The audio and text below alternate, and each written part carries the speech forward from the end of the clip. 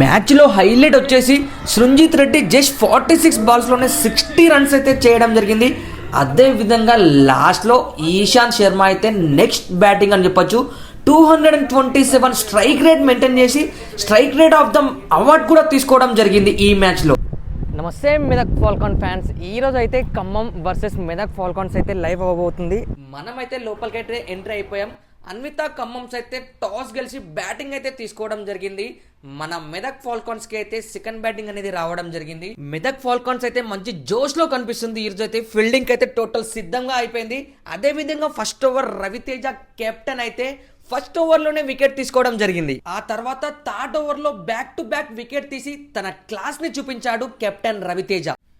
ఈ రోజు బౌలింగ్ మాత్రమే కాదు, ఫీల్డింగ్ లో కూడా మన మెదక్ ఫాల్కాన్స్ నెక్స్ట్ లెవెల్ అనే చెప్పొచ్చు. ప్రతి బాల్ కు ఫైర్, ప్రతి సేవ్ లో కమిట్మెంట్, అదే విధంగా ప్రతి ప్లేయర్ లో గెలవాలనే కసి కనిపించింది. ఆ తర్వాత కొద్దిసేపు వర్షం కారణంగా అయితే మ్యాచ్ అయితే ఆగిపోవడం జరిగింది.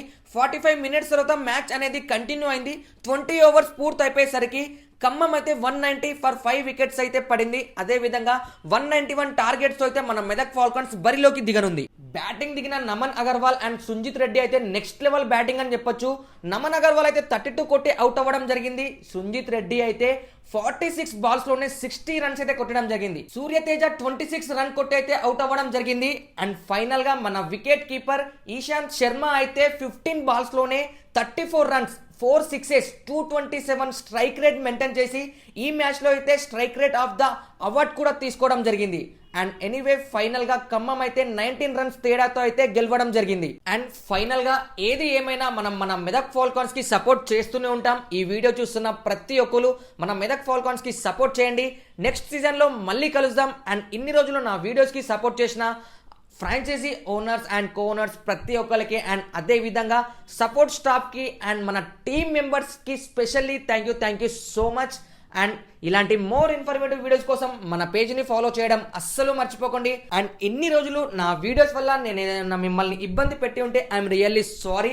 అండ్ ఫైనల్ గా మన మెదక్ ఫాల్కాన్స్ అఫీషియల్ ఇన్స్టాగ్రామ్ పేజ్ ని ఫాలో చేయడం అస్సలు మర్చిపోదు. నెక్స్ట్ సీజన్ లో అయినా మన మెదక్ నుంచి మన మెదక్ ఫాల్కాన్స్ టీమ్ లో ఎవరైనా ఒక్కరు ఆడినా కానీ ఐఎమ్ రియల్లీ హ్యాపీ. మీరు కూడా ఎవరైతే మెదక్ ఫాల్కాన్స్ లో మన మెదక్ వాళ్ళు ఆడితే బాగుంటుంది అనుకుంటున్నారో కింద కామెంట్ బాక్స్ లో వాళ్ళ నేమ్ మెన్షన్ చేయండి. And always support Medak Falcons, love Medak Falcons and support Medak ఫాల్కాన్స్.